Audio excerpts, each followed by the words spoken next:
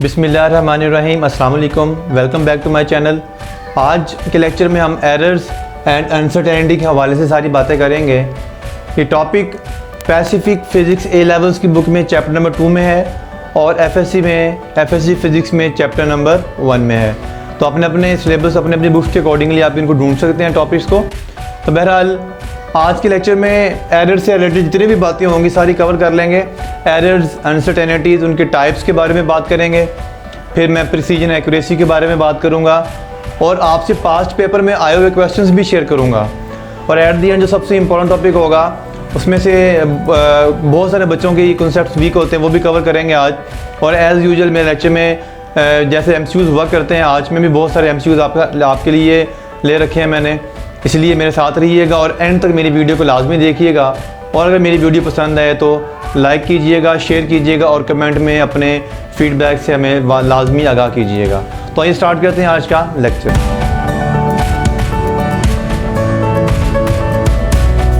Errors को start करने से पहले हमें कुछ बेसिक सी टर्म्स के बारे में पता होना चाहिए।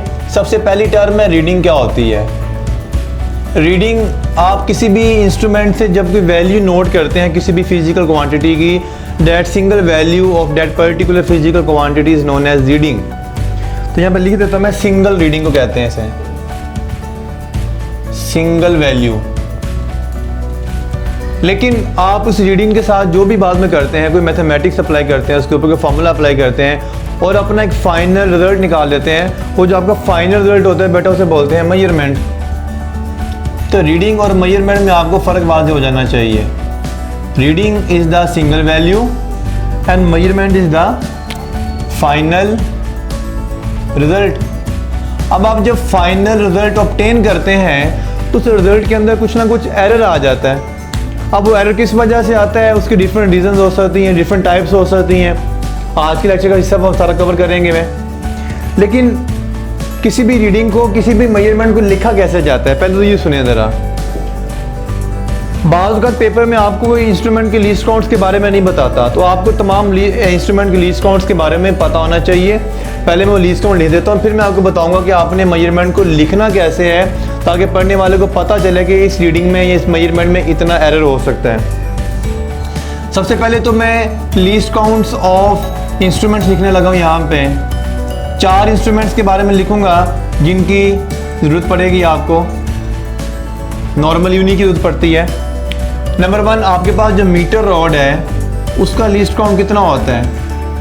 मीटर रॉड का लीस्ट काउंट होता है जी 1 मिलीमीटर या 0.1 सेंटीमीटर या 0.001 मीटर। नॉर्मली सेंटीमीटर में ही याद रखा जाता है। इसी तरह से वर्नियर कैलिपर का लीस्ट काउंट होता है जी 0.01 सेंटीमीटर और स्क्रू गेज का होता है बेटा 0.001 सेंटीमीटर। स्टॉप वॉच का होता है 1/10 या 0.1 सेकेंड। तो आपको एटलीस्ट ये वाली याद रखने में, इसको रेज कर देता हूँ। आपको सेंटीमीटर में ये सारी लीस्ट काउंट्स याद रखने हैं। अब आपके पेपर में बेशक नाम बताए, आपको ये खुद से पता होने चाहिए। अब मैं बताने लगा था कि किसी भी मेजरमेंट को लिखने का तरीक़ाकार क्या होता है। तो रिप्रेजेंटेशन ऑफ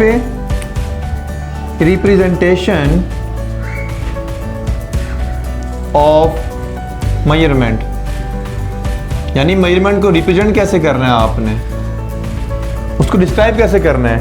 आप फर्ज कर लें आपने एक लेंथ नोट की है मीटर रॉड की मदद से। मैं आसानी से समझाने के लिए, आसान इजी वर्ड्स के लिए मैं मीटर रॉड का इस्तेमाल करूंगा। हमने एक लेंथ नोट की है मीटर रॉड से 10.1 सेंटीमीटर और आपको पता है कि लीस्ट काउंट कितना है उसका लीस्ट काउंट है 0.1 सेंटीमीटर। अब इस वैल्यू को लिखा कैसे जाएगा? रीडिंग को लिखने का तरीक़ाकार ये होता है कि आपने लिखनी है length is equal to 10.1 plus minus 0.1 और यहाँ पे लिख देना आपने सेंटीमीटर। तो किसी भी मेजरमेंट को आपने हमेशा इस फॉर्म में ही लिखना है, इस फॉर्मेट में लिखना है आपने। पहले आपने रीडिंग नोट लिखनी है, प्लस माइनस उसका क्या लिख देना, उसका लीस्ट काउंट। ये जो चीज़ होती है, जब मैंने प्लस माइनस के बाद लिखी हुई है, इसे एब्सोल्यूट एरर भी बोलते हैं, इसे बोलते हैं जी absolute error. It means absolute error basically least count ही होता है। तो यहाँ पे मेंशन कर देते हैं जो एब्सोल्यूट एरर होगा, absolute error is equal to least count. लेकिन बात ख्याल रखिएगा, ये बात हमेशा ऐसे नहीं होगी, हमेशा एब्सोल्यूट एरर लीस्ट काउंट के बराबर नहीं होगा। लेटर ऑन अभी मैं जब क्वेश्चंस करूँगा तो उसमें इस बात को मैं एक्सप्लेन कर दूंगा। Least count absolute error generally होता है, लेकिन कुछ केसेस में नहीं भी होता। तो कौन से केसेस होंगे आपको आइडिया हो जाएगा। बहरहाल आपने जब भी कोई मेजरमेंट लिखनी है तो उसको इसी अंदाज में लिखना है, इसी फॉर्मेट में लिखना है। पहले आपने इसकी वैल्यू लिखनी है, फिर आपने इसका एब्सोल्यूट एरर जो कि लीस्ट काउंट के बराबर ही होगा ऑलमोस्ट, वो आपने लिखना है। अब यहाँ पे एरर को बाज़ औक़ात फ्रैक्शनल एरर की शक्ल में अंडरस्टैंड किया जाता है। अब फ्रैक्शनल एरर क्या होता है? फ्रैक्शनल एरर, आपने जब फ्रैक्शनल एरर निकालना है तो करना क्या है, आपने इस एब्सोल्यूट एरर को या लीस्ट काउंट को डिवाइड कर देना है। एब्सोल्यूट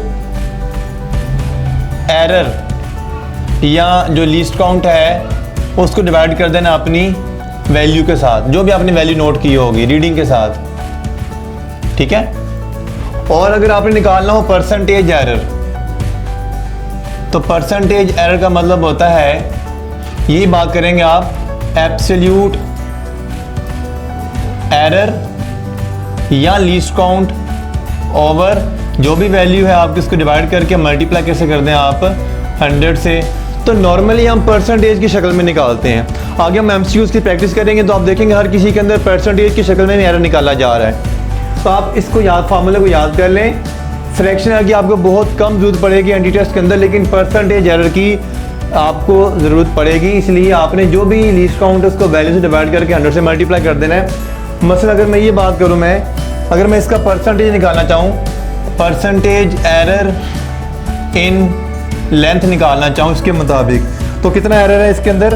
0.1 का एरर है, मतलब एब्सोल्यूट एरर है। वैल्यू कितनी आ रही है? 10.1 है। 10.1 मल्टीप्लाई कर दें आप 100% से आपका इसका आंसर आ जाएगा। तो ये था एरर्स और परसेंटेज एरर। अब यहाँ पे डिफरेंट टाइप्स ऑफ एरर्स मौजूद हो सकते हैं आपकी वैल्यू मेजरमेंट के अंदर। वो टाइप्स कौन कौन सी हैं? There are 2 types of errors. यहाँ पे कर लेते हैं types. There are 2 types of errors. कौन कौन से? एक होता है सिस्टमैटिक एरर और एक होता है रैंडम एरर। अब सिस्टमैटिक एरर वो एरर होता है जो कांस्टेंट होता है, यानी कि ये वो एरर है जिसे हम कहते हैं कंसिस्टेंट एरर। Consistent error. अब कंसिस्टेंट का मतलब होता है कि ये एरर ऑलमोस्ट एक जैसा ही रहता है, कांस्टेंट रहता है, इसमें कोई रफली कोई चेंजेस नहीं आती। हल्की फुल्की चेंज आ भी सकती है लेकिन नॉर्मली कोई चेंज नहीं आता, कंसिस्टेंट एरर कहते हैं। अब इसकी रीजंस क्या हो सकती हैं? There are many reasons behind the systematic error. इसकी रीजंस हो सकती हैं बेटा, इसकी रीजंस भी बोल सकते हैं या सोर्सेज ऑफ दिस एरर। इस एरर के सोर्स हैं, सबसे पहला सोर्स है इसका ज़ीरो एरर। अब व्हाट इज़ ज़ीरो एरर? अगर आप स्टॉप वॉच की बात करूं मैं, अगर आपने स्टॉप वॉच को रीसेट किया है, अब इस्तेमाल नहीं किया, इस्तेमाल करने के लिए रीसेट किया है, अगर तो वो ज़ीरो शो कर रहा है, रीसेट करने के बाद ज़ीरो रीडिंग शो कर रहे हैं, हम कहेंगे उसमें ज़ीरो एरर नहीं है। लेकिन अगर वो ज़ीरो के अलावा 0.1 या 0.2 शो कर रहा है, हम कह देंगे हमारी स्टॉप वॉच में एक एरर है। इस तरह की एरर को बोलते हैं ज़ीरो एरर, ठीक है। यानी रीसेट करने के बाद, यानी इस्तेमाल करने से पहले अगर वो रीडिंग ज़ीरो शो नहीं कर रहा, हम इसे ज़ीरो एरर बोलेंगे। तो ये ज़ीरो एरर हो सकता है हमारे इंस्ट्रूमेंट में। नंबर 2 जो इसका सोर्स है डेट इज़ पर्सनल एरर।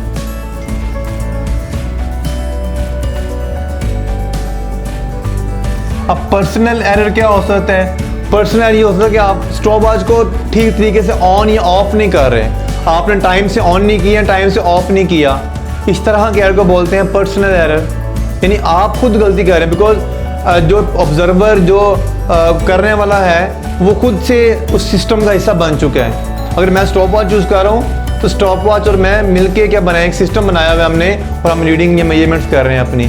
तो अगर पर्सनल कोई गलती हो रही है तो उसे बोलते हैं पर्सनल एरर, और ये भी एक सिस्टमेटिक एरर की मिसाल है। यानी आप कोई भी अगर रिएक्शन कर रहे हैं तो रिएक्शन का टाइम नोट नहीं ठीक से किया आपने, या कितने देर के लिए हमें नोट करना है, तो इस तरह के एरर। तीसरी वैल्यू जो हो सकती है, तीसरी जो सोर्स हो सकता है इसका, वह रॉन्ग अजम्पशन। इसका थर्ड सोर्स है ये। अब रॉन्ग अजम्पशन का मतलब क्या है? मतलब मैं जो एक्सपेरिमेंट के दौरान जो वैल्यूज यूज़ कर रहा हूँ, मिसाल के तौर पर जी की वैल्यू होती है 9 की वैल्यू जो होती है वो होती है 9.78 मीटर पर सेकंड स्क्वायर। ये वैल्यू ठीक होती है इसकी, ये एक्यूरेट वैल्यू है इसकी, लेकिन हम तो कभी भी इस्तेमाल नहीं करते हैं। हम हमेशा इस्तेमाल करते हैं जी इज इक्वल टू 9.81 मीटर पर second square.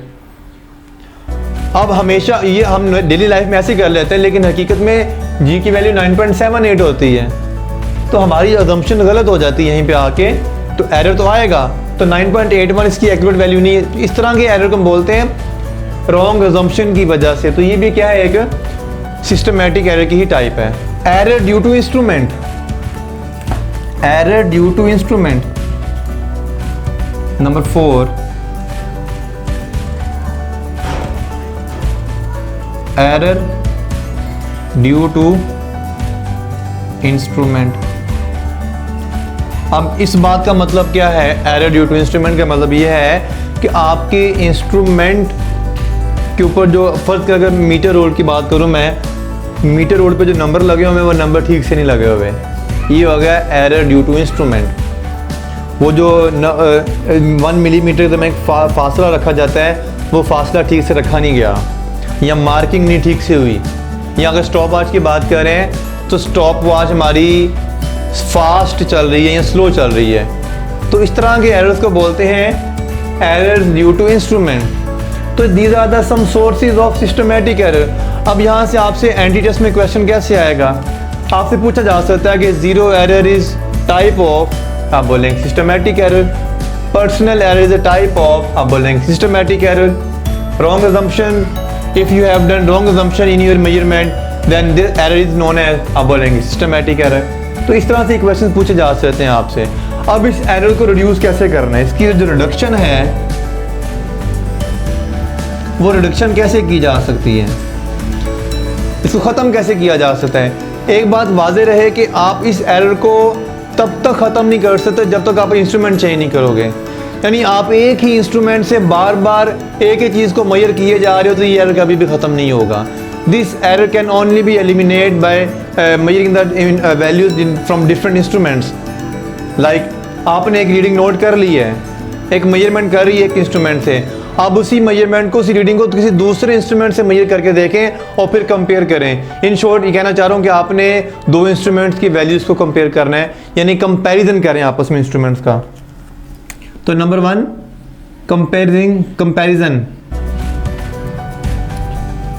Comparison of instruments. ये काम करेंगे। दूसरा काम क्या करेंगे आप, दूसरा काम ये करेंगे, अगर जीरो एरर आ रहा है इसके अंदर तो आप इसके लिए जीरो करेक्शन करेंगे। और फर्ज करें स्टॉप वॉच में वो जब रीसेट किया था हमें वो 0.2 शो कर रही थी पहले से, तो आपने अब देखना है कि आपकी जो रीडिंग नोट करेंगे वो ऑलरेडी 0.2 ज़्यादा ही शो होगी। तो जब ज़्यादा शो होगी तो आपने मेजरमेंट करने के बाद फाइनली उसमें से 0.2 माइनस कर देना है, जिसे कहते हैं जीरो करेक्शन अप्लाई करना। आपने करना है अप्लाई जीरो करेक्शन। तो इस तरह से, और अगर आपकी अजम्पशन रॉन्ग है तो अजम्पशन ठीक कर लें, यानी जीरो एरर है तो जीरो करेक्शन अप्लाई करें, पर्सनल एरर है तो पर्सनल को ठीक करें, रॉन्ग अजम्पशन है तो अजम्पशन ठीक करें अपनी, और अगर एरर ड्यू टू इंस्ट्रूमेंट है तो अपने एरर को, अपने इंस्ट्रूमेंट को चेंज करें, दूसरे इंस्ट्रूमेंट से मेजर करें, फिर आपस में वैल्यूज़ को कंपेयर करें। तो दिस टाइप ये सारे एमसीक्यूज आपसे पूछे जा सकते हैं कि रिडक्शन कैसे की जाती है, सोर्सेज क्या है और ये सारी चीज़ें। इसके बाद आते हैं जी रैंडम एरर की तरफ। रैंडम एरर एक ऐसा एरर है जो कि नॉन कंसिस्टेंट होता है, यानी वेरिएबल, नॉन कंसिस्टेंट। और वेरिएबल एरर। आपने एक रीडिंग नोट की है, उसके इसमें एक एरर आया, उसी इंस्ट्रूमेंट से उसी फिजिकल क्वांटिटी को दोबारा से मेजर करके देखोगे तो उसी कंडीशन में कुछ डिफरेंट आंसर आएगा, कुछ डिफरेंट एरर आएगा। यानी हर दफ़ा एरर की वैल्यू क्या होगी, डिफरेंट होगी। These type of errors are known as random errors. Systematic error की तरह रैंडम एरर की भी कुछ एग्जांपल्स मौजूद हैं, तो इसकी एग्जांपल्स कर लेता हूँ मैं। फिर एंड पे इसकी रीज़न भी लिखेंगे किस रीज़न की वजह से आता है। देखिए इस एग्जांपल ये कि रैंडम एरर में एक सबसे इंपॉर्टेंट टाइप है पैरेलैक्स एरर, जो कि मेडिकल के एंटी टेस्ट में एक सवाल आ चुका है। अब उस क्वेश्चन को मैं एक्सप्लेन कर देता हूँ। वो क्वेश्चन ये था, बल्कि मैं इसकी पहली एग्जांपल है उसको एक्सप्लेन कर देता हूँ। वो कुछ इस तरह से है, आपके पास फर्ज के लिए स्केल है,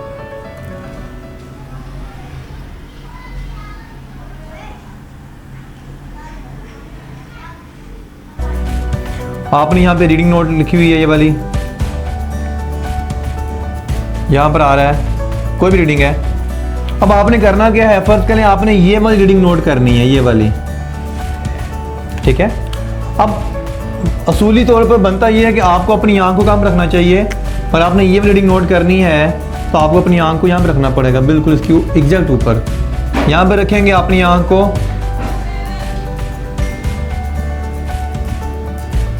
तो ये होगी आपके पास राइट पोजीशन, राइट है ये। लेकिन अगर आप इसी रीडिंग को नोट करते हैं यहाँ से या यहाँ से, लाइक इस तरह से आप, तो ये रॉन्ग हो जाएगी, और ये वाली पोजीशन भी क्या है आपकी, रॉन्ग है। यानी यहाँ से कुछ रीडिंग नोट करेंगे तो वो कुछ थोड़ी सी वैल्यू डिफरेंट देगा आपको, यहाँ से देंगे कुछ डिफरेंट देगा। एग्जैक्ट बिल्कुल ऊपर से देखेंगे तो आपको बिल्कुल गलती के चांसेस बहुत कम हो जाएंगे। ये जो एरर इस तरह से आता है ना, ये आपकी आई जो डिस्प्लेस हो रही है दाएं बाएं, इसे बोलते हैं पैरालैक्स एरर। तो रैंडम एरर की पहली टाइप है पैरालैक्स एरर।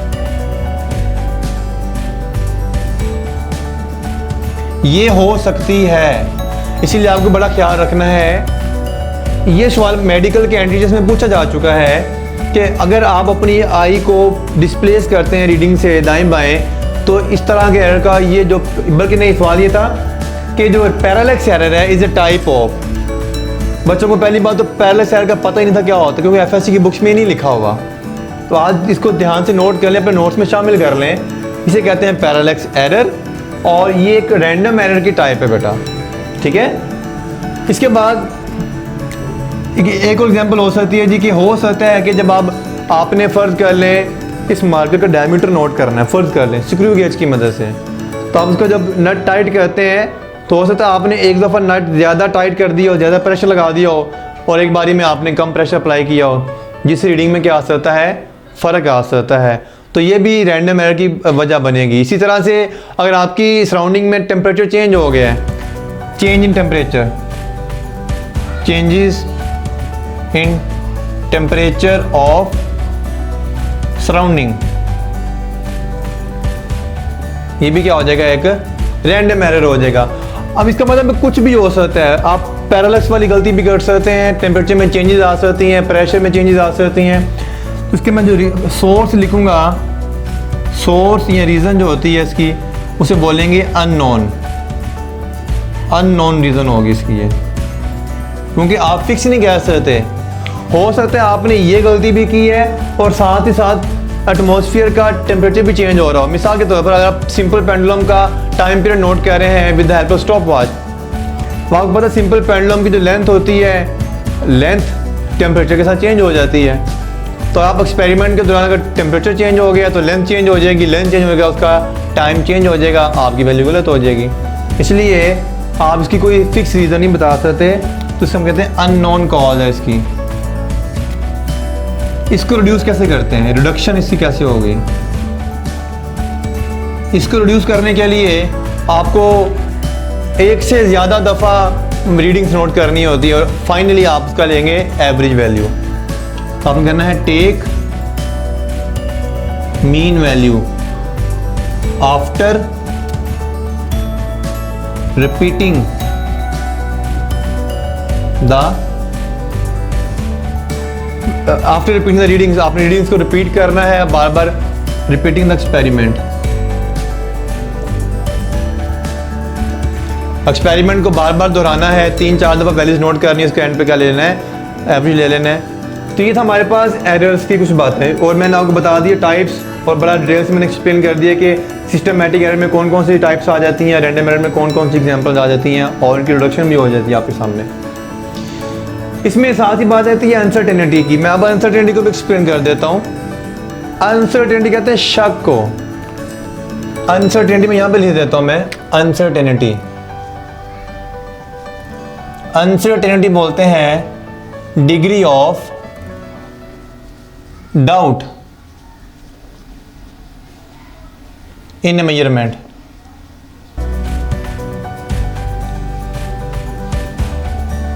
मेजरमेंट में जो डाउट होता है आपको, वो डाउट किस वजह से आ सकता है, ये कुछ भी हो सकता है, कोई भी रीज़न हो सकती है, लेकिन याद रखिएगा एरर को रिड्यूस किया जा सकता है, एरर को ख़त्म किया, यानी ये बात है कि गलती हो गई है दुरुस्त कर लो। लेकिन अगर किसी पे शक होता है तो कहते हैं शक का कोई इलाज नहीं होता।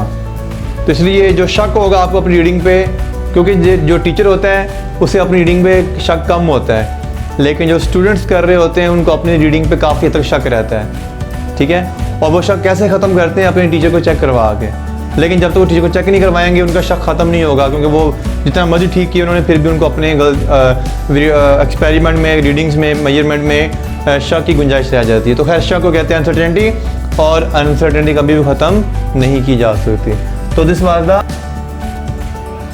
अब हम स्टार्ट करने जा रहे हैं प्रिसीजन एंड एक्यूरेसी। वैसे तो मेरा प्रिसीजन एंड एक्यूरेसी के ऊपर ऑलरेडी लेक्चर रिकॉर्ड हो चुका है, मैं उस पर यूट्यूब पे अपलोड है, आप वो भी देख सकते हैं। लेकिन चूंकि अभी एरर्स एंड अनसर्टेनिटी को एक्सप्लेन करता चला जा रहा हूँ, इसलिए मैं दोबारा से इसको पढ़ा रहा हूँ मैं, तो आप वो लेक्चर भी जाकर सुन सकते हैं। लेकिन वो मैंने स्मार्ट बोर्ड पे दिया हुआ है, यहाँ पे मैं आपको लाइव आके आप सामने दे रहा हूँ मैं लेक्चर। तो प्रिसीजन और एक्यूरेसी में बच्चों को बड़ी कन्फ्यूजन होती है। अब आज के लेक्चर में आपको मैं प्रिसीजन एक्यूरेसी को टोटली एक्सप्लेन कर दूंगा, बिल्कुल आसानी से आप इसको डिफ्रेंशिएट कर सकेंगे कि ये प्रिसाइज और एक्यूरेट में फ़र्क क्या होता है। इसलिए इस प्रिसीजन को और एक्यूरेसी को समझने के लिए मैं गेम खेलूंगा आपसे, उस गेम के ज़रिए आपको समझ आ जाएगी। और इसमें से मैं आपसे एमसीक्यूज़ बताऊंगा। इस टॉपिक में से पास्ट पेपर में एमसीक्यू आ चुका है, वो एमसीक्यूज़ भी आपसे मैं शेयर करूंगा। अब इसको समझने के लिए सबसे पहले तो प्रिसीजन का मतलब होता है स्प्रेड से। चलिए मैं गेम से स्टार्ट करता हूँ, फिर मैं कहता हूँ आपके फर्ज का एक सर्कल है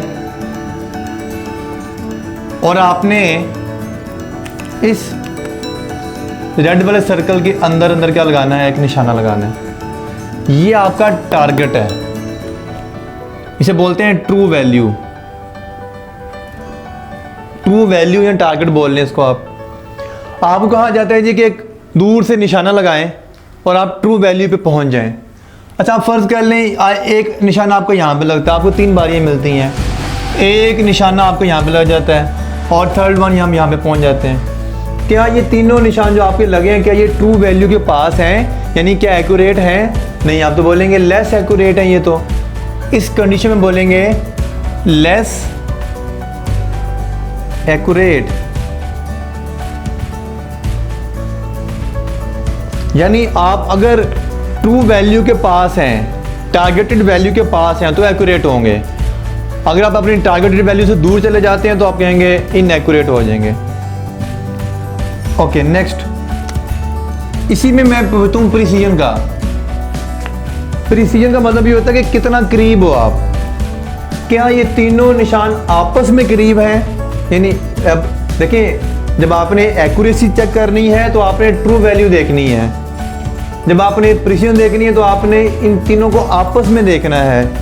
कई तीनों आपस में करीब हैं, नहीं तो आपस में भी दूर दूर हैं। मैं बोलूँगा लेस प्रिसाइज। अब इसकी मैं एक और एग्जांपल देता हूँ। मैं एग्जामिनेशन हॉल में आप जब बैठते हैं तो आपको एक रोल नंबर दिया जाता है कि आपने फ़लाँ रोल नंबर फ़लाँ सीट पे बैठेगा।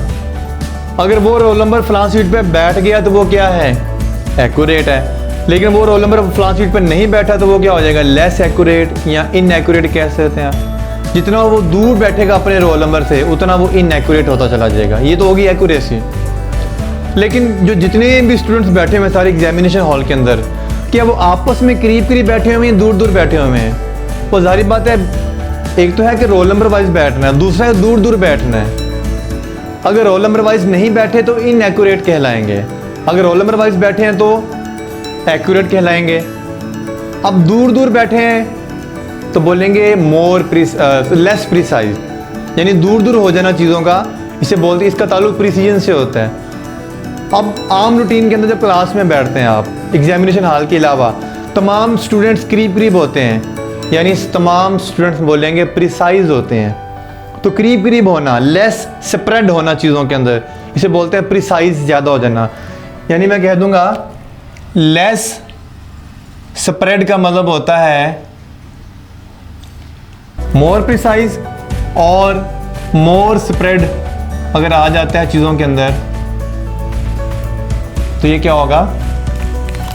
Less spread, more precise.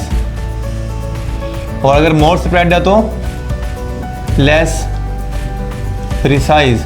तो एग्जामिनेशन हॉल में आप मोर स्प्रेड हो जाते हैं तो आप लोग सारे स्टूडेंट्स एग्जामिनेशन हॉल में लेस प्रिसाइज होते हैं। लेकिन नॉर्मल रूटीन में क्लासेस जो होती हैं उसमें आप लेस स्प्रेड होती हैं, करीब करीब हो जाते हैं सारे, तो आप लोग मोर प्रिसाइज हो जाते हैं। अब यहीं से बात कर लेते हैं एक्यूरेसी की। अगर आप नियर टू ट्रू वैल्यू है, नियर टू ट्रू वैल्यू, हम बोलेंगे मोर एक्यूरेट।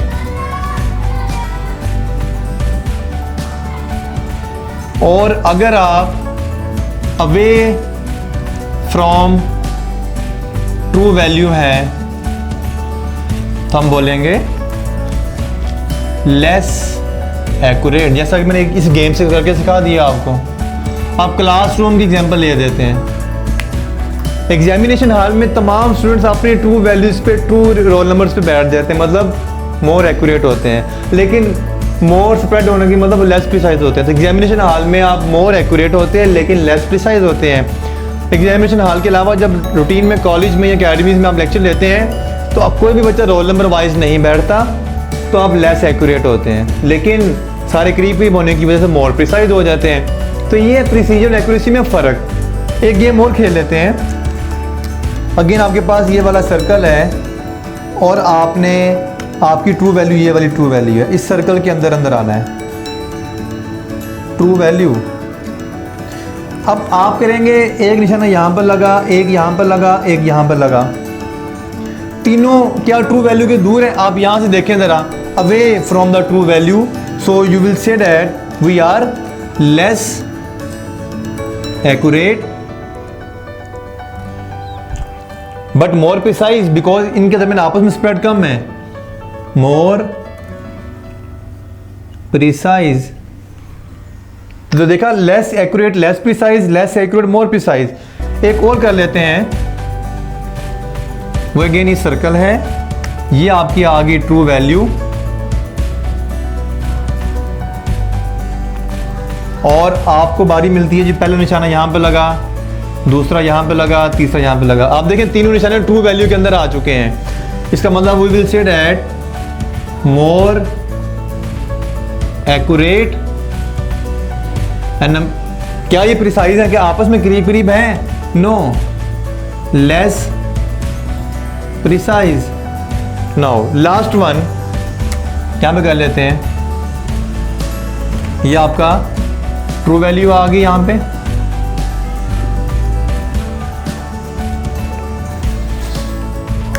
अब यहाँ पे बताइएगा ज़रा, एक निशाना लगा, हमारा कौन सा केस हो गया हमारा? अच्छा यहाँ पे लगते हैं ये वाला, ये वाला, ये वाला और ये वाला। तो आप देखें तीनों निशाने ट्रू वैल्यू के अंदर भी हैं, आपस में करीब भी हैं। क्या बोलेंगे? More accurate, more precise. तो यहाँ पे चार केस बन गए। अब अक्सर स्टूडेंट्स यहाँ पे समझते हैं कि जो लेस, अक्सर बच्चे एक्यूरेसी का और प्रिसीजन का आपस में इन्वर्स या डायरेक्ट रिलेशन बना लेते हैं। ये बात बिल्कुल गलत है बेटा। प्रिसीजन का और एक्यूरेसी का आपस में कोई ताल्लुक नहीं है।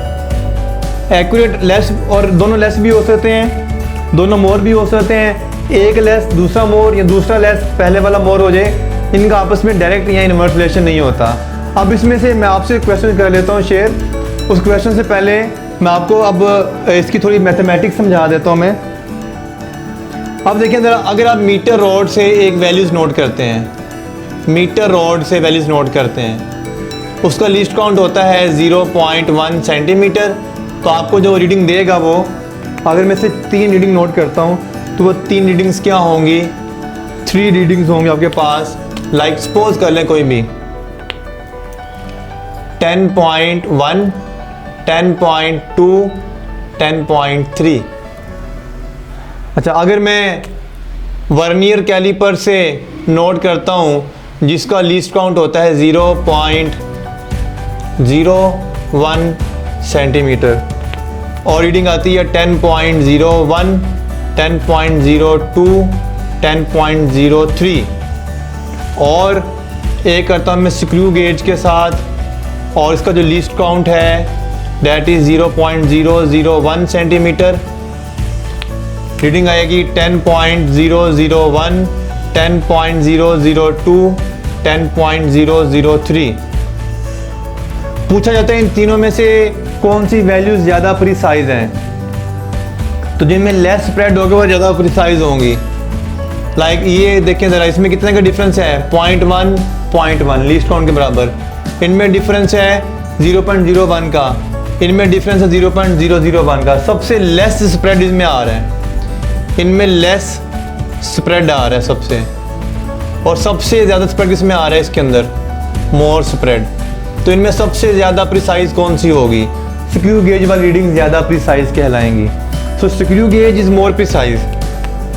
हम लिखेंगे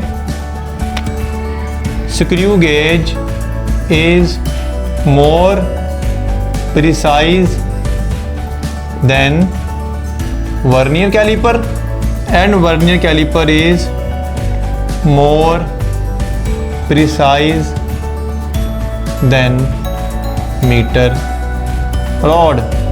अब यहाँ से मैं एक सवाल करता हूँ प्रिसीजन का, जो कि ई कैट में यूईटी के टेस्ट में आ चुका है। जैसा आप जानते हैं यूईटी का टेस्ट मेडिकल वाले बच्चे भी दे सकते हैं, इंजीनियरिंग वाले बच्चे भी दे सकते हैं।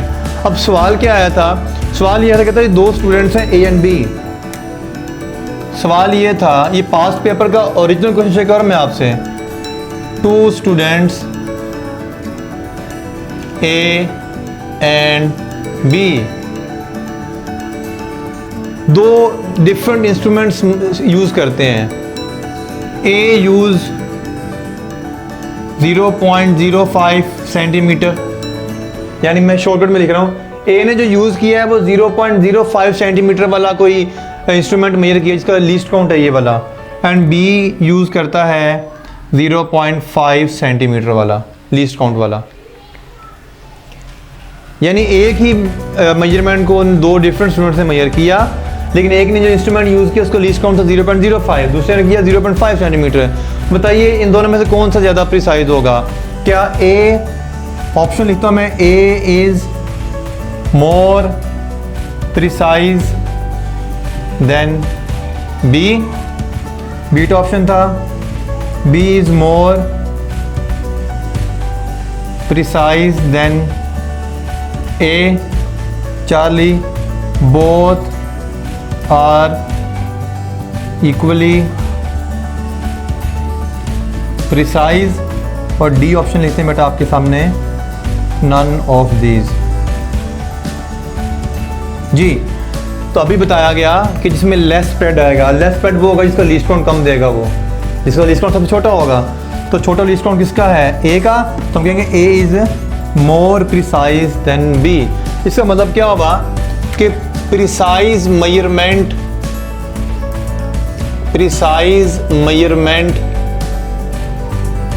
Is inversely related to least count. बस ये बात याद कर लें, जिसका लीस्ट काउंट छोटा होगा वो ज़्यादा प्रिसाइज मेजरमेंट कहलाएगी।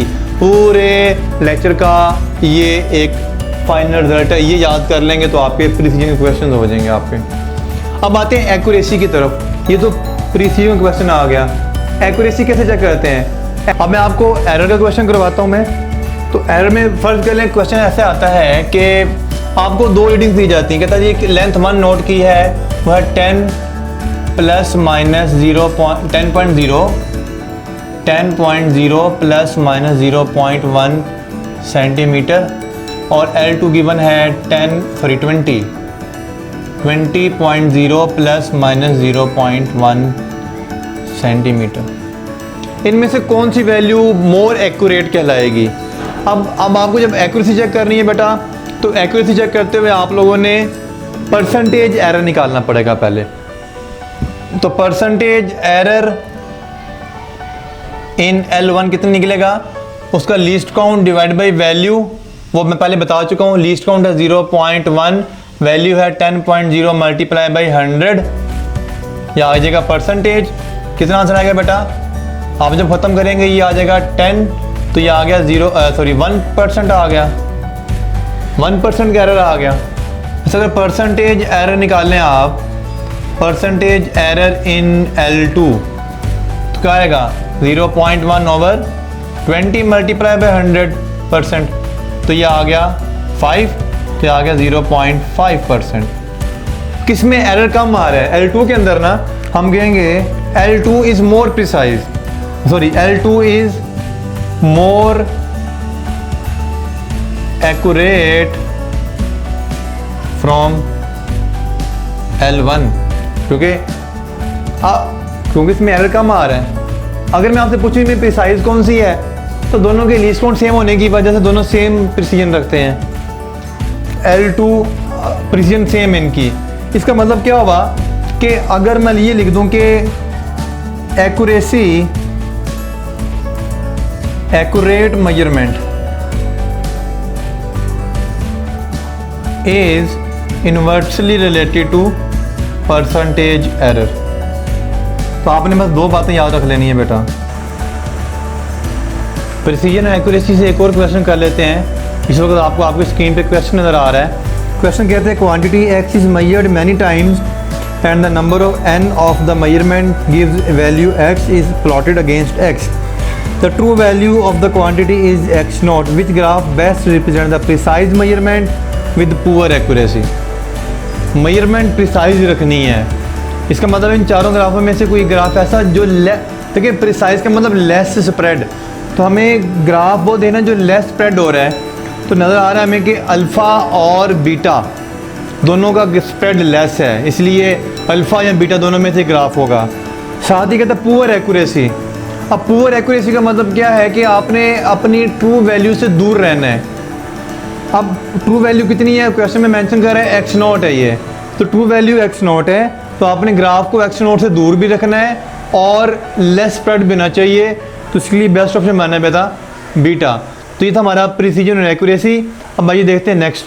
हम स्टार्ट करने जा रहे हैं कंपाउंड एरर्स या असेसमेंट ऑफ।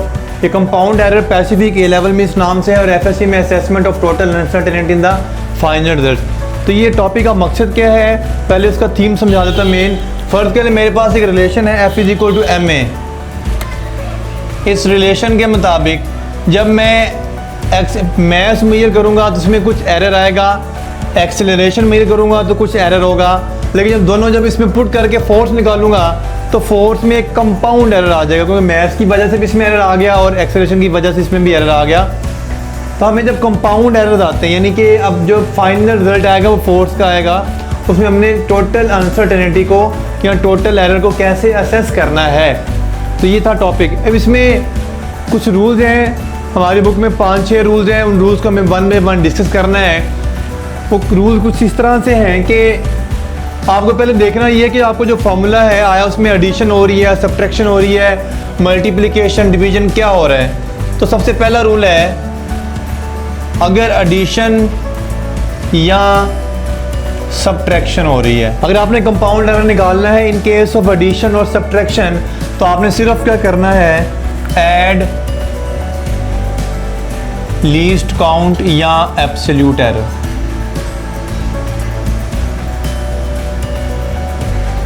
बस इतनी बात यार। अब इसकी प्रैक्टिस में एक क्वेश्चन से करवाता हूँ मैं। फ़र्ज़ कर ले मेरे पास 2 लेंथ्स हैं एक लेंथ है x1 that is equal to 10.1 plus minus 0.1 centimetre. एक लेंथ है x2 10.2 plus minus 0.1 centimetre. Find करना है आपने जी x is equal to x2 minus x1 is equal to question mark. ये फाइंड करना है आपको। अब मैं टाइम बचाने के लिए ऑप्शन नहीं लिखूंगा, पूरा क्वेश्चन डायरेक्ट सोल्व करवाऊंगा मैं आपको। अब यहाँ पे पहले तो आप कर लें x is equal to x2 minus x1। x2 की वैल्यू कितनी है 10.2। इसको अभी फ़िलहाल छोड़ दें इसको, क्योंकि ये एरर है, इसको रहने दें अभी। माइनस 10.1 क्या आ गया ये 0.1। ये तो आ गई x की वैल्यू, लेकिन मैंने शुरू में बता दी मेजरमेंट को कभी भी ऐसे नहीं लिखा जाता, बल्कि इसके लिखने का फॉर्मेट क्या है, इसके प्लस माइनस में साथ इसका एरर भी लिखना होता है। अब वो एरर निकलेगा कैसे? ये रूल कहता है कि अगर आपका ऐड या सबट्रैक्ट हो रहा हो तो आपने लीस्ट काउंट ऐड कर देने। अब लीस्ट काउंट है कहाँ पर है? ये रहा लीस्ट काउंट, इसका ये वाला, इसका ये वाला। तो आपने क्या करना है, इनके लीस्ट काउंट जमा कर दें आपने। तो इसके लीस्ट काउंट क्या आएगा 0.1 प्लस 0.1 क्या हो जाएगा ये 0.1 plus 0.1 that is equal to 0.2। इसे बोल दें डेल्टा x। अब वैल्यू कैसे लिखी जाएगी x plus minus delta x। ये आपके पास फाइनल रिजल्ट आएगा, आपका रिजल्ट x है आपके पास 0.1 प्लस माइनस, और ये क्या है 0.2 आ गया 0.2 सेंटीमीटर। इसका मतलब आपने लीस्ट काउंट जमा कर देने हैं। ये क्वेश्चन आपकी स्क्रीन पे इस वक्त नज़र आ रहा है आपको। ये क्वेश्चन देखें ज़रा। क्वेश्चन कह रहा है A student attempts to measure the diameter of a steel ball by using a meter rule to measure 4 similar balls in a row. The students estimate the position on the scale to be as follows. अब diagram मैं बना देता हूँ तो आगे proper solve किया जा सके। डायग्राम कुछ इस तरह से है कि ये स्केल है, रीडिंग्स हैं 0, यहाँ पे 4 बॉल्स हैं,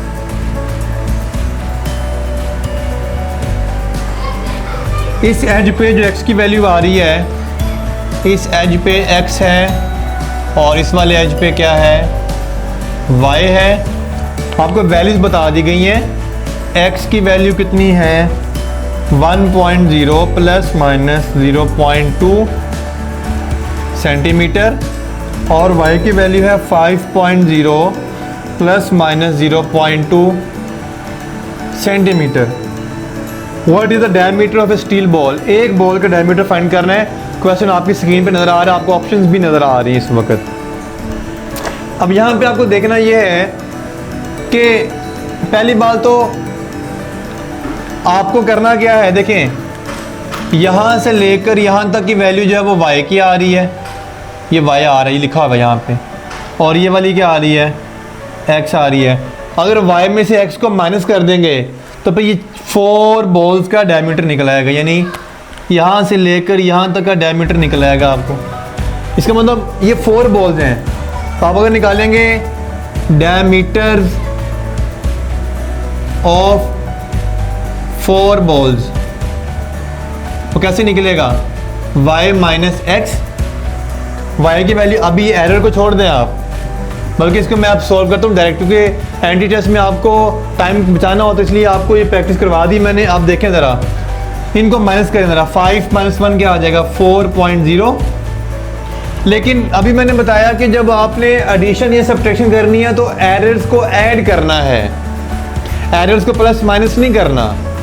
अपनी रीडिंग को जो आपने प्लस माइनस करना कीजिए, लेकिन जो एरर्स होंगे, जो लीस्ट काउंट्स होंगे, ये इसका लीस्ट काउंट है, ये इसका लीस्ट काउंट है, इन दोनों को जमा करना पड़ेगा। कितना आएगा प्लस माइनस 0.2 प्लस 0.2 क्या हो जाएगा 0.4 सेंटीमीटर। अब ये निकला है डायमीटर ऑफ 4 बॉल्स। जब ये पूछा क्या गया था डायमीटर ऑफ 1 बॉल, तो आपका आंसर आ जाएगा जी डायमीटर ऑफ 1 बॉल कैसे निकलेगा, diameter of 1 ball that would be equal to, इसको 4 से डिवाइड कर देंगे, 4.0 प्लस माइनस 0.4 डिवाइड बाई 4। जब इसको कैंसिल करेंगे यहाँ से क्या आएगा 1.0, और जब यहाँ से कट करेंगे तो क्या आएगा प्लस माइनस 0.1 सेंटीमीटर। तो इसका राइट ऑप्शन आ गया ये। अब मैंने शुरू में बात बताई थी कि लीस्ट काउंट हमेशा एब्सोल्यूट एरर नहीं हो सकता। देखिए इस रीडिंग पे गौर करें ज़रा, इस रीडिंग का यही लीस्ट काउंट है, यही एब्सोल्यूट एरर है। 0.2 लीस्ट काउंट था, यही एब्सोल्यूट एरर है। लेकिन जो आपका फाइनल रिजल्ट आया है 0.1, ये लीस्ट काउंट नहीं है। अब लीस्ट काउंट 0.2 था, इस रीडिंग का ये क्या है, एब्सोल्यूट एरर है। तो शुरू में जो बात बताई थी मैंने कि हर लीस्ट काउंट एब्सोल्यूट एरर नहीं हो सकता, तो ये वाला लीस्ट काउंट एब्सोल्यूट एरर है एक्स का, ये वाला लीस्ट काउंट एब्सोल्यूट एरर है वाई का, लेकिन ये वाला लीस्ट काउंट नहीं है, ये एब्सोल्यूट एरर है इसका। इसलिए इस बात में कंफ्यूजन नहीं रखनी है आपने, हर लीस्ट काउंट एब्सोल्यूट एरर नहीं होता, ये कॉन्सेप्ट क्लियर करना भी आपका लाजमी था। ये था फर्स्ट रूल। सेकंड रूल है बेटा मल्टीप्लिकेशन एंड डिवीजन से रिलेटेड। अगर चीज़ें मल्टीप्लाई हो रही हो या डिवाइड हो रही हो तो फिर आपने क्या करना है, आपने करना ये है कि जैसे यहाँ पे लीस्ट काउंट ऐड किए हैं ना, एब्सोल्यूट एरर ऐड किए हैं, यहाँ पे आपने करना है ऐड परसेंटेज एरर। यानी आपने करना क्या है, पहले परसेंटेज एरर इन, अगर एक्स वाई वैल्यूज का फर्क कर लें, delta x plus percentage error इन डेल्टा x1 x2 कह लें आप, ये लें, यानी परसेंटेज निकाल के फिर जमा करना है। यहाँ पे तो मैंने सीधा क्या कर दिया, सिंपल मैंने कर दिया delta x1 plus delta x2, ये डेल्टा x जो ये वाली वैल्यूज है यहाँ पे परसेंटेज निकालनी है। पहले परसेंटेज निकालना मैं सिखा चुका हूँ आपको। मैं क्वेश्चन है मेरे पास, अभी मैं आपको डायरेक्ट परसेंटेज गिवन होगी, परसेंटेज फाइंड कैसे करते हैं वो मैं पहले सिखा चुका हूँ, इसे दोबारा नहीं सिखाऊंगा मैं। कहता जी percentage error in maths is equal to 2%, percentage error in velocity is equal to 3%। तो पूछता क्या है, percentage error in momentum is equal to question mark. Option लिख देता हूँ मैं, क्या 2% होगा, 3%, 5% या 6%। अब सॉल्यूशन में देखें ज़रा, पावर का फॉर्मूला होता है P is equal to mv momentum का, और आपने मैं आप शॉर्ट में लिखूँगा मोमेंटम का निकालना है परसेंटेज, तो परसेंटेज m। अब चूँकि मल्टीप्लाई हो रहे हैं तो इस रूल के मुताबिक आपने परसेंटेज एरर ऐड कर देना, यानी plus percentage in v add करने हैं। तो ये आ गई 2% plus 3% and that is equal to 5%। तीसरा रूल है multiply with constant, multiply with constant. इसका मतलब क्या है, बाज़ औक़ात ऐसे लिखा होता है जी कि सपोज कर एक नंबर लिखा हुआ है like f is equal to 6x, x कुछ भी यहाँ पे 6 कांस्टेंट है। अब कहता है जी if percentage x percentage error in x is 3%, तो परसेंटेज एरर इन f कितनी होगी, इक्वल टू क्वेश्चन मार्क। तो आपने इन डेट केस जब कांस्टेंट हो रहा होगा, कांस्टेंट नंबर आ रहा होगा, तो आपने कांस्टेंट को मल्टीप्लाई नहीं करना, यानी कि आपने किसी किस्म का कांस्टेंट आ जाए उसको आपने एरर में शामिल नहीं करना। तो आप करेंगे क्या, जितना x में एरर होगा उतने परसेंटेज एरर इसमें आ जाएगा, ठीक है। कांस्टेंट को किसी किस्म में शामिल नहीं करना, तो percentage error in f is equal to कितना आएगा, जितना x में होगा, percentage error in x that is equal to 3%। तो ये कांस्टेंट वाला रूल है, कांस्टेंट नंबर को किसी किस्म के एरर में शामिल नहीं करना। मैं एक और मिसाल दे देता हूँ। फार्मूला आता है f is equal to 6 pi eta r v. अगर आपको v r ईटा सब की एरर बता दी जाए और पूछे f में एरर कितना आएगा, तो 6 और पाई को आप क्या कर देंगे, निगलेक्ट कर देंगे, नंबर है ये। इनके ऊपर लगेगा प्रोडक्ट रूल, यानी जो अभी मैंने करवाया मल्टीप्लिकेशन या डिवीजन वाला, सारों के एरर ऐड जमा कर देंगे, लेकिन इसमें तो कांस्टेंट वाले को आपने बिल्कुल भी शामिल नहीं करना। उसके बाद आ जाता है जी पावर रूल। नंबर 4 है पावर रूल या पावर फैक्टर। अगर आपके पास फर्ज कर लें कोई वैल्यू है a is equal to x की पावर n, n एक नंबर है, पावर, अब आपको कहा जाता है जी परसेंटेज, आपने करना कि अगर आपने परसेंटेज a निकालनी है, परसेंटेज एरर इन a, तो आपने पावर के पीछे ले आना है, उसको मल्टीप्लाई कर देना है परसेंटेज एरर इन x। मिसाल के तौर पे यानी पावर हमेशा आके मल्टीप्लाई कर देनी है आपने, पावर मल्टीप्लाई जो भी जिसकी पावर है उसकी। मैं कहता हूँ जी फर्ज कर लें percentage error in radius of sphere is equal to 2%।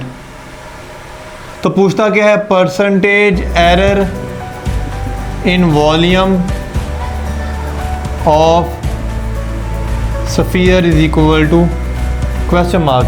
तो आप क्या करेंगे, वॉल्यूम का फॉर्मूला क्या होता है, 4/3 पाई आर क्यूब, वही बात आ गई। ये वाला नंबर जो है वो काट दें, कांस्टेंट है, कांस्टेंट पर रूल लगेगा। अब आपने निकालना है परसेंटेज एरर इन वॉल्यूम, तो आप पावर लग रही है, पावर पीछे ले आएँ और आर की परसेंटेज इन आर से मल्टीप्लाई कर दें। 3 मल्टीप्लाई कितनी परसेंटेज है ये, 2%, डेट इज इक्वल टू, तो अगर रेडियस में 2% एरर होगा तो वॉल्यूम पे कितना आ जाएगा, 6% का एरर आ जाएगा। अब डायग्राम वाला क्वेश्चन कर लेते हैं। इस वक्त आपको आपकी स्क्रीन पर डायग्राम वाला क्वेश्चन नज़र आ रहा है, वो देख लेते हैं। कहता है जी the dimensions of a cube are measured with vernier callipers, the measured length of each side is 30 millimetre, if the vernier caliper can be read with an accuracy uncertainty of ±0.1 millimeter, ये इसका least count आ गया। What does this give for the approximate uncertainty in the value of its volume? जैसे 30 centimetre की आपके पास आ रही है uncertainty, तो length कितनी है 30 मिलीमीटर, लीस्ट काउंट कितना 0.1 मिलीमीटर। 30 गिवन आपको क्या है, लेंथ है 30 ± 0.1 मिलीमीटर से मैंने प्रॉपर फॉर्मेट में लिख लिया। अब इसका वॉल्यूम फाइंड करना है आपको, वॉल्यूम फाइंड करना है तो वॉल्यूम का फॉर्मूला होता है length multiply width multiply height cube का। अब आपको पता है कि क्यूब की सारी साइड्स इक्वल होती हैं, इसे लिख सकते हैं क्योंकि length is equal to width is equal to height, this implies that volume आ जाएगा length multiply by length, volume आ जाएगा लेंथ क्यूब। अब यहाँ पे पूछा गया वॉल्यूम की परसेंटेज अनसर्टेनिटी, तो परसेंटेज इन वॉल्यूम अगर निकालना है आपको तो पावर रूल लगेगा, पावर पीछे लेकर आ जाए, परसेंटेज इन एल आ जाएगा। अब आपको परसेंटेज एल की गिवन नहीं है, पहले फाइंड करनी पड़ेगी, सिखा दिया मैंने। तो पहले निकाल लेते हैं परसेंटेज, इसे कह लें इक्वेशन नंबर 1। ये प्रैक्टिस करेंगे आप, पेपर में फटाफट सॉल्व कर लिया करेंगे। परसेंटेज इन लेंथ कैसे निकलेगी, वैल्यू वही है, उसका लीस्ट काउंट डिवाइड बाय उसकी वैल्यू, मल्टीप्लाई किसे कर देना आप लोगों ने 100% से। अच्छा यहाँ पे मैं सॉल्व नहीं करूँगा क्योंकि मुझे पता है क्यों सॉल्व नहीं करना। अभी देखें ज़रा इसका पुटिंग इन 1 में पुट करेंगे तो क्या आएगा, percentage in volume is equal to 3 multiply क्या निकली है इसकी 0.1/30 मल्टीप्लाई बाई 100। अब सॉल्व करना आसान हो जाएगा मेरे लिए क्योंकि ये 3 से कैंसिल हो जाएगा, 10 आएगा, ये 0 से 0 कैंसिल हो जाएगा, तो 10 को 1 मल्टीप्लाई करेंगे क्या आ जाएगा 1%, 0 पॉइंट प्लस माइनस। तो इस तरह से ये डायग्राम वाले क्वेश्चन भी आपसे आ सकते हैं। आइए देखते हैं जी नेक्स्ट रूल। लास्ट रूल है टाइमिंग एक्सपेरिमेंट।